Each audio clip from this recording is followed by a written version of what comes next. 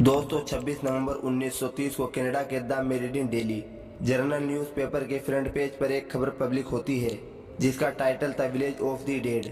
इस खबर ने पूरे कनाडा में खौफ की लहर दौड़ा दी क्योंकि नॉर्थ कनाडा का एक पूरा कबीला रातों रात बिना किसी निशानात के कहीं गायब हो चुका था।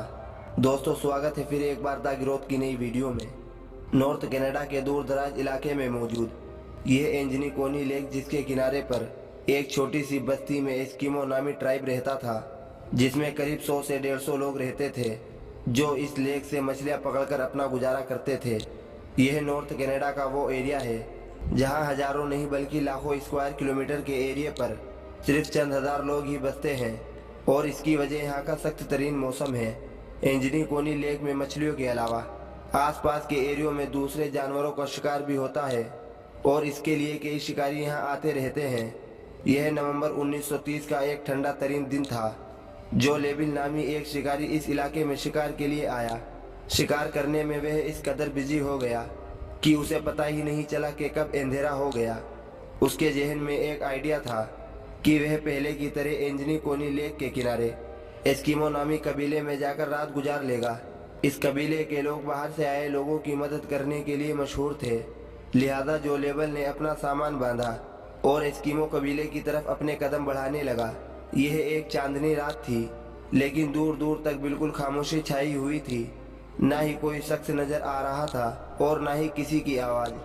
वह सिर्फ अपने कदमों की आवाज सुन पा रहा था। हालांकि जो पहले भी ऐसा कर चुका था लेकिन आज कुछ ना कुछ अननॉर्मल जरूर था। वैसे नॉर्मली वह जब भी उस बस्ती के करीब पहुंचता तो कुत्तों के भौंकने की आवाज आने लगती थी जो कि बस्ती वालों ने ही पाल रखे थे।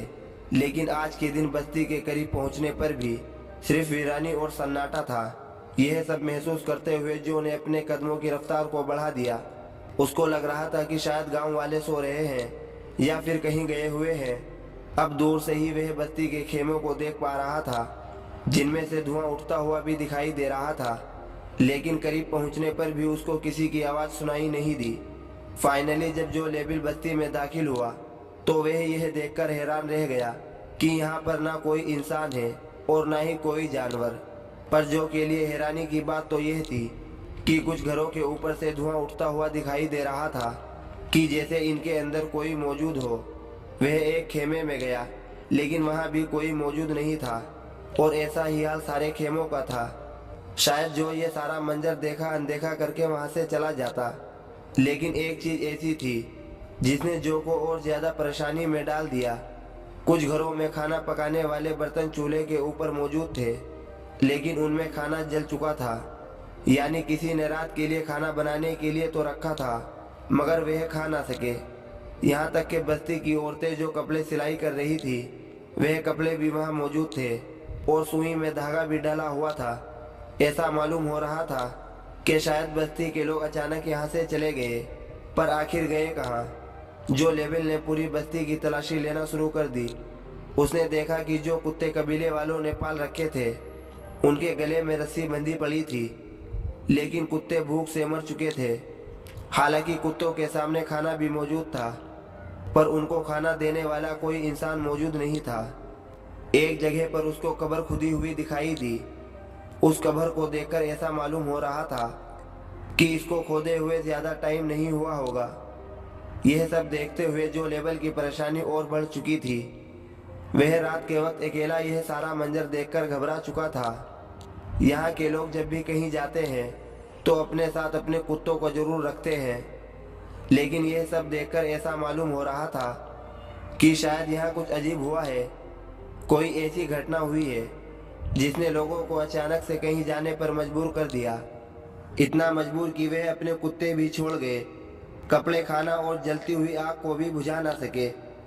जो लेवल यह सब देखकर ज्यादा देर बर्दाश्त ना कर सका और जल्द से जल्द करीबी टेलीग्राफ ऑफिस पहुंच गया। वहां से उसने royal Canadian mounted police camp पर बात की और आंखों देखा सारा मंजर बयान कर दिया। पुलिस जब गांव में पहुंची तो जो लेवल ने जो कुछ बताया था वह सच साबित हुआ। पुलिस को शक हुआ कि शायद यहाँ किसी ने हमला किया है और बस्ती के सारे लोगों को मार दिया, लेकिन अगर ऐसा होता तो बस्ती में कहीं तो खून के निशान मिलते। खून ना मिलता तो लड़ाई झगड़े की वजह से कुछ सामान इधर उधर बिखरा हुआ होता। पुलिस ने गांव वालों को ढूंढने के लिए एक सर्च ऑपरेशन का ऐलान कर दिया। इस सर्च ऑपरेशन में एक बहुत ही अनोखी चीज देखने को मिली कि जो शायद जो ने भी नोटिस नहीं की थी। सारी बस्ती बर्फ से ढकी हुई थी, लेकिन उस बर्फ पर किसी के भी पांव के निशान नहीं थे। वहां सिर्फ एक ही शख्स के पांव के निशान थे और वे जो लेबल के अपने थे। यानी अगर इस बस्ती में जो के अलावा कोई आया नहीं और कोई गया नहीं, तो फिर बस्ती वाले कहाँ गए। लेक के ऊपर भी बर्फ जमी हुई थी और बस्ती वालों की नाव भी जमीन पर खड़ी थी, क्योंकि इस मौसम में मछलियों का शिकार नहीं होता। इसी वजह से नाव को खींचकर जमीन पर पार्क कर दिया जाता था। अगर बस्ती वाले लेक में तैरकर कहीं जाते या उनको मारकर किसी ने लेक में फेंक दिया होता, तो लेक के ऊपर बर्फ की लहर कहीं ना कहीं टूटी या बिखरी हुई होती। पुलिस को इन्वेस्टिगेशन में यह भी मालूम पड़ गया कि यह लोग जो कि यहाँ आने से 8 दिन पहले ही गायब हो चुके थे, क्योंकि कुत्तों की मौत 1-2 रोज भूखे रहने की वजह से नहीं होती और घरों से निकलने वाला धुआं भी इस बात की निशानी थी कि उनको यहाँ से गए हुए ज्यादा अरसा नहीं हुआ, क्योंकि यह वो धुआं था जो लकड़ियाँ बुझने के बाद भी काफी देर तक निकलता रहता है। पुलिस वालों के सामने ढेर सारे सवाल थे, लेकिन जवाब एक भी नहीं।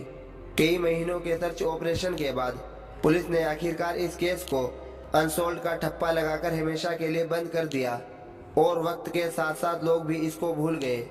इस वाकये के 50 साल के बाद 1984 में रोजबोर निजल ब्लेंडर नामी राइटर ने एक आर्टिकल लिखा और इस पूरे मामले को एलियन से जोड़ने की कोशिश की। उन्होंने अपने आर्टिकल में बताया कि जब वह लोग इस एरिया को एक्सप्लोर करने के लिए एंजनी लेक के ऊपर गए, तो उन्हें वहां एक शिकारी और उसके 2 बेटे मिले।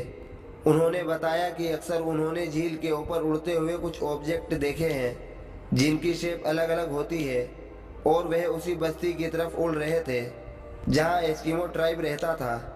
इस स्टोरी को बेस बनाकर यह बताया गया कि शायद उस रात एलियन उतरे थे और बस्ती में मौजूद सभी लोगों को वे अपने साथ ले गए।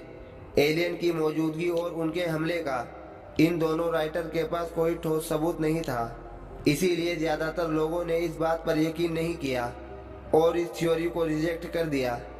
इसके बाद कई लोगों ने एस्किमो कबीले के गायब हो जाने के बारे में अलग अलग कहानियां बनाना शुरू कर दी, लेकिन हकीकत यह है कि इस वाकये को 100 साल होने को है, मगर आज तक इस सवाल का जवाब किसी के पास नहीं है कि आखिर एंजिकोनी लेक की बस्ती के लोग बिना किसी निशानात के कहां चले गए। एस्किमो कबीले के गायब होने का मामला आज तक एक मिस्ट्री बना हुआ है।